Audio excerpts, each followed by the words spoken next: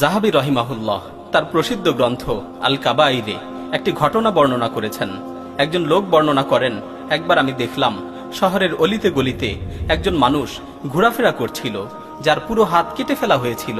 সে শহরের অলিতে গলিতে ঘুরে ঘুরে চিৎকার করে বলছিল, হে দুনিয়ার লোক সকল, তোমরা যারা আমার এই ভয়াবহ পরিণতি দেখছো, তোমরা কখনোই কেউ কারো উপর জুলুম করো না। হে দুনিয়ার লোক সকল, তোমরা যারা আমার এই ভয়াবহ পরিণতি দেখছো, তোমরা কখনোই কেউ কারো উপর জুলুম করো না। বর্ণনাকারী বলেন, আমি তার অবস্থা দেখে তার দিকে দৌড়ে ছুটে গেলাম। আমি তাকে জিজ্ঞাসা করলাম, তোমার এই অবস্থার কারণ কি এবং কেনই বা তুমি অলিতে গলিতে ঘুরে ঘুরে একই কথা বারবার বলছো? তখন সে বলতে শুরু করলো যে এক সময় আমি শহরের শীর্ষ পর্যায়ের সন্ত্রাসী ছিলাম। আমি মানুষের উপর প্রচুর পরিমাণে জুলুম অত্যাচার করতাম। সবাই আমার ভয়ে ভীত সন্ত্রস্ত হয়ে থাকতো, কেউ আমাকে কিছু বলার সাহস পেত না। একদিন আমি আমার দলবল নিয়ে নদীর তীর দিয়ে হেঁটে যাচ্ছিলাম। এমন সময় আমি দেখতে পেলাম যে একজন জেলে অনেক বড় একটি মাছ শিকার করেছে। মাছটির প্রতি আমার খুব লোভ হলো। আমি জেলেকে হুমকি দিয়ে বললাম, এই মাছটি আমাকে দিয়ে দাও। জেলে বলল, না, এটা তোমাকে দেয়া যাবে না, কারণ এই মাছটি হচ্ছে আমার পরিবারের রিজিক। এটা বিক্রি করে আমি তাদের জন্য খাবার দাবারের ব্যবস্থা করব, আর এটা যদি তোমাকে দিয়ে দেই তাহলে আমার পরিবার না খেয়ে থাকবে। অতঃপর আমি তার অনিচ্ছা সত্ত্বেও জোরপূর্বক তার থেকে মাছটি ছিনিয়ে নিলাম এবং মাছটি হাতে নিয়ে বাড়ির দিকে হাঁটা শুরু করলাম। কিছু দূর যাওয়ার পর আল্লাহর কুদরতে মাছটি মুখ খুলে হা করে উঠল এবং আমার হাতের আঙুলে একটি কামড় বসিয়ে দিল। কামড় দেওয়ার সাথে সাথেই আমার পুরো হাত বিষাক্ত হয়ে গেল এবং প্রচন্ড ব্যথা শুরু হলো। ব্যথাটা এতই মারাত্মক ছিল যা ভাষায় ব্যক্ত করা সম্ভব না। এই ব্যথা আস্তে আস্তে বাড়তে লাগলো। অতঃপর আমি দ্রুত ডাক্তারের কাছে গেলাম। ডাক্তার আমার অবস্থা দেখে বলল, এটা খুবই মারাত্মক বিষয়, তুমি বিষক্রিয়ায় আক্রান্ত হয়েছো। এই মুহূর্তেই তোমার এই আঙুল কেটে ফেলতে হবে।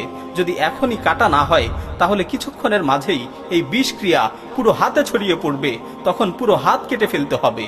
আমি বললাম, ঠিক আছে, তাহলে কেটে ফেলুন। ডাক্তার তৎক্ষণাৎ আমার আঙুলটি কেটে ফেললো। এই অবস্থায় আমি বাড়িতে ফিরে গেলাম।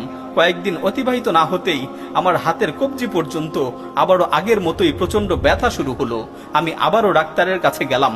ডাক্তার আমাকে বলল, তোমার এই বিষক্রিয়া কবজি পর্যন্ত ছড়িয়ে পড়েছে। এখনই যদি কবজি পর্যন্ত না কাটা হয় তাহলে এই বিষক্রিয়া পুরো হাতে ছড়িয়ে পড়বে, তখন পুরো হাত কেটে ফেলতে হবে। আমি বললাম, ঠিক আছে, কেটে ফেলুন। অতঃপর আমার কবজি পর্যন্ত কেটে ফেলা হলো। এরপর আবারও ব্যথা শুরু হলো। এবার ডাক্তার বলল, তোমার কনুই পর্যন্ত কেটে ফেলতে হবে। আমি বললাম, ঠিক আছে, কেটে ফেলুন। অতঃপর আমার কনুই পর্যন্ত কেটে ফেলা হলো। তারপর আবারও ব্যথা শুরু হলো। এবার ডাক্তার বলল, কাঁধ পর্যন্ত তোমার পুরো বাহু কেটে ফেলতে হবে, নয়তোবা এই বিষক্রিয়া তোমার পুরো শরীরে ছড়িয়ে পড়বে, তখন তোমাকে আর বাঁচানো সম্ভব হবে না। আমি বললাম, ঠিক আছে, কেটে ফেলুন, কারণ আমি বেঁচে থাকতে চাই। তখন আমার পুরো বাহু কেটে ফেলা হলো। আমার এই করুণ পরিস্থিতি দেখে একজন আল্লাহভীরু ডাক্তার আমাকে জিজ্ঞাসা করলো যে, দিনের পর দিন একের পর এক তোমার অঙ্গ প্রত্যঙ্গ কেটে ফেলা হচ্ছে, এভাবে চলতে থাকলে আস্তে আস্তে তোমার পুরো দেহ কাটা হবে, অতঃপর তুমি মারা যাবে। তুমি আমাকে বলো তো, তোমার এই বিষক্রিয়ার সূচনাটা কিভাবে হয়েছিল? অতঃপর আমি তাকে সেই মাছের পুরো ঘটনাটি খুলে বললাম। তখন সে বলল, হায় আফসোস, আল্লাহর কসম করে বলছি, তুমি যদি এই ঘটনাটি আমাকে আগে বলতে এবং সে জেলের কাছ থেকে ক্ষমা চেয়ে আসতে, তাহলে হয়তো তোমার একটি আঙুলও কাটা লাগতো না এবং তুমি এই করুণ পরিস্থিতির শিকার হতে না। যাও, তুমি খুব দ্রুত যাও, ওই জেলের কাছে যে ক্ষমা চেয়ে আসো। আমি সর্বত্রই সেই জেলেকে খোঁজ করতে লাগলাম। বেশ খোঁজাখুঁজির পর তার সাক্ষাৎ পেলাম। আমি ক্রন্দন করতে করতে তার পায়ের সামনে লুটিয়ে পড়লাম এবং আমি বললাম, হে আমার সর্দার, আমি তোমার সাথে অন্যায় করেছি, আমি তোমার প্রতি জুলুম করেছি, অবিচার করেছি। আল্লাহর দোহাই দিয়ে বলছি, তুমি আমাকে ক্ষমা করে দাও। আমি তোমার কাছে হাত জোর করে ক্ষমা চাচ্ছি, তুমি আমাকে ক্ষমা করে দাও। তখন সে বলল, আমি তো তোমাকে চিনতে পারছি না, তুমি কে? আমি বললাম, মনে আছে বেশ কিছুদিন আগে আমি তোমার থেকে জোরপূর্বক একটি মাছ ছিনিয়ে নিয়েছিলাম? একথা বলার পর সে আমাকে চিনতে পারলো এবং আমার এই করুণ অবস্থা দেখে সে চোখের পানি ছেড়ে দিল এবং সে বলল, হে ভাই, আমি তোমাকে আল্লাহর জন্য ক্ষমা করে দিলাম। হে ভাই, আমি তোমাকে আল্লাহর জন্য ক্ষমা করে দিলাম। আজকের পর থেকে তোমার প্রতি আমার কোনো ক্ষোভ নেই। আজকের পর থেকে তোমার প্রতি আমার কোনো ক্ষোভ নেই। অতঃপর আমি তাকে বললাম, হে ভাই, আল্লাহর কসম দিয়ে আমি তোমাকে একটি বিষয় জিজ্ঞেস করতে চাই।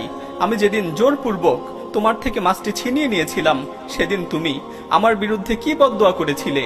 হে দুনিয়ার জালিম সম্প্রদায়, যারা নিরীহ মানুষের উপর জুলুম অত্যাচার করছো, তোমরা ভালো করে শুনো, মনোযোগ দিয়ে শুনো, কান খুলে শুনো। আমি তাকে জিজ্ঞাসা করলাম, সেদিন তুমি আমার ব্যাপারে কি বদদোয়া করেছিলে?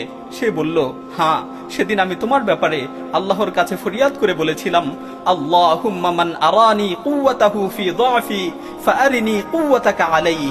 আল্লাহুম্মা মান আরানি কুওয়াতাহু ফি যাফি ফাআরিনি কুওয়াতাকা আলাইহি। হে আল্লাহ, যে আমাকে দুর্বল পেয়ে আমাকে তার শক্তির ভয় দেখিয়েছে, হে আল্লাহ, যে আমাকে দুর্বল পেয়ে আমাকে তার শক্তির ভয় দেখিয়েছে, তুমি তার উপর তোমার শক্তি দেখিয়ে দাও, তুমি তার উপর তোমার ক্ষমতা দেখিয়ে দাও, তুমি তার উপর তোমার শক্তি দেখিয়ে দাও, তুমি তার উপর তোমার ক্ষমতা দেখিয়ে দাও। লোকটি বলে, অতঃপর সে আমাকে মাফ করে দেওয়ার পর আমি যখন সুস্থ হলাম, তারপর থেকেই আমি জুলুম থেকে মানুষকে সতর্ক করতে লাগলাম, কেননা জালিমের ভয়াবহ পরিণতির ব্যাপারে আমিই হচ্ছি বাস্তব উদাহরণ। হে দুনিয়ার মানুষ, তোমরা যারা অন্যায়ভাবে নিরীহ মানুষের উপর জুলুম করছো, নিরীহ মানুষের উপর অবিচার করছো, অত্যাচার করছো, তোমরা ভালো করে শুনে রাখো, আল্লাহ তাআলা বলছেন, ওয়ালা তাহসাবান্নাল্লাহা গাফিলান আম্মা ইয়ামালুয যালিমুন। জালিমরা যা করছে সে সম্পর্কে আল্লাহ তাআলা বেখবর নন। জালিমরা যা করছে সে সম্পর্কে আল্লাহ তাআলা বেখবর নন। হাদিসে বর্ণিত হয়েছে, রাসূল সাল্লাল্লাহু আলাইহি ওয়াসাল্লাম বলেছেন, ইত্তাকি দাওয়াতাল মাজলুম ফাইন্নাহু লাইসা বাইনাহা ওয়া বাইনাল্লাহি হিজাব। মাজলুমের বদদোয়াকে ভয় করো, মাজলুমের প্রার্থনাকে ভয় করো, কেননা মাজলুমের প্রার্থনা ও আল্লাহ তাআলার মাঝে কোনো ধরনের প্রতিবন্ধকতা নেই, কেননা মাজলুমের বদদোয়া ও আল্লাহ তাআলার মাঝে কোনো ধরনের প্রতিবন্ধকতা নেই।